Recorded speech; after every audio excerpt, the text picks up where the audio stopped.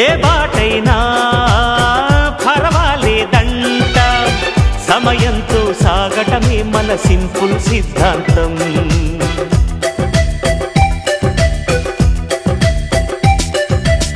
చిరుగాలికి పరిమళమిచ్చే సిరిమల్లెల వనమై ఉందాం, గగనాన్ని నేలను కలిపే హరివిల్లుల బంతెన అవుదాం.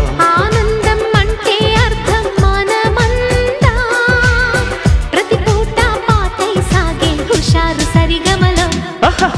ఎన్నో ఎన్నో రాగాలుండే సంగీతం కాదా, చల్లకి నవ్వుల కేరింత.